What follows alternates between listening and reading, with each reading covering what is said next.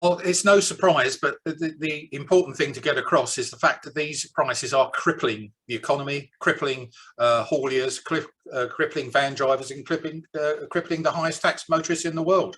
And what we're in a situation now is a problem that the government can solve.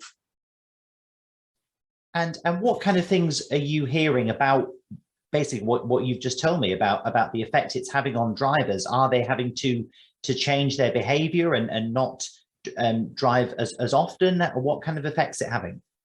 Well, Fairfield UK did a poll in the last 2 weeks, and we got 58,000 responses. And something like 30% of drivers are saying they have halved their time in the car now in terms of driving. And they're not going to these shops now once or twice a week. They're now going once a month. We're now also hearing, and this is the worst thing, some drivers are not going to their medical appointments, like chemotherapy or something like that, because they can't afford to fill their car. The important thing here is, of course, the impact of fuel. There's 37 million motorists in this country, and we rely on our vehicles, especially outside of the metropolitan elite places like London. Rural areas with poor public transport in particular, they need their cars. And with pump prices now 50, 60 pence more than they were last year, those prices are crippling. And now we're seeing that an average family car, diesel car, is well over £100 a fill up. This is unsustainable, and people are really suffering in this cost of living crisis. And I repeat, the government could do something about it. Well, that brings me nicely to my next question. What, in your view, could the government do? What exactly would you like to see from them? Well, there's three things that we're calling on the government, and I'm working with backbench MPs, particularly Robert Halfon MP for Harlow and Craig McKinley MP for South Thanet and Kent. What we're asking for is three things, and here they are.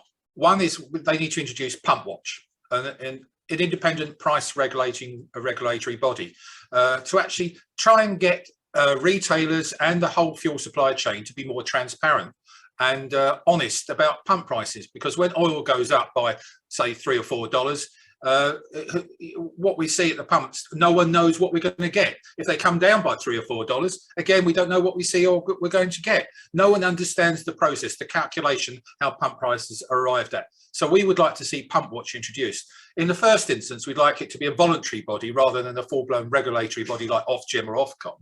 I think it's a good idea that we just have something whereby the retailers, because they've got to make a profit, and I must put this point in now, the retailers themselves are not making a healthy profit. I had an irate phone call from a garage owner this morning, just about half an hour before this interview, and he was shouting like mad about the fact his organisation, the Petrol Retailers Association, aren't really standing up for them, because he's not making very much money at all. In fact, he's losing money on petrol. And he actually said this, he said, I might as well get a tanker, go down to my local Asda and bring it back to my garage. I'd make more of a profit. That is what's wrong with the fuel supply chain. The second thing is, as you probably remember in the spring statement, we saw a 6p cut in fuel duty, 5p plus VAT, 20% makes 6p. And that hasn't been passed on at the pumps. We haven't seen that happen whatsoever.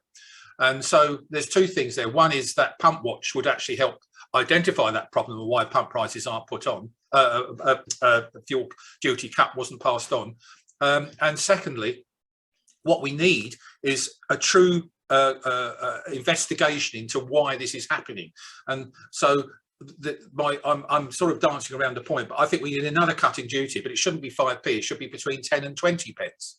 The Competitions and Market Authority should be also approached to investigate the fuel supply chain for this opportunistic profiteering that's going further up in fuel supply wholesalers. And when you see oil companies' bosses earning, you know, £25 million extra on their share dividends simply because oil prices gone up, nothing to do with their incredible business acumen. It's been down to the fact there's been a lucky increase in prices in global oil prices. So those are the sorts of issues. So the Pump Watch, cut fuel duty, and the Competitions and Market Authority. Those are at least the three things he can do. And Rishi Sunak and Boris Johnson.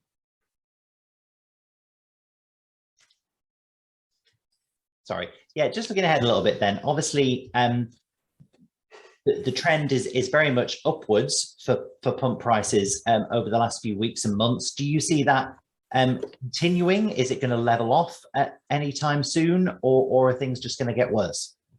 Well, at the moment, the prognosis for oil prices are still going up, and they're going to go up even further because yesterday or the day before, the EU decided to actually restrict any more oil and diesel coming in from Russia, even though the UK only imports about 8% of its oil from Russia and only 20% of the diesel comes in. But the impact on that is that the oil speculators in the city are rubbing their hands in glee. It's manna from heaven. There's more volatility. They can put prices up. And that's the issue. The pump prices are actually relying on volatility. There's plenty of oil around the world, plenty of diesel, plenty of petrol. It's not a problem. All we've got to do is source it properly. And that's what the government should be doing deals with the OPEC countries, the Middle East, even South America, where, you know, in Venezuela, a litre of petrol is 3 pence per litre. Yes, so that's the difference. So all we got to do is get this market sorted out and stop using the geopolitical problems and obviously the Ukrainian terrible disaster going over there as an excuse for pump prices going up. It needn't happen that way. And this is the point. Pump prices currently are about 10 to 15p higher than they should be.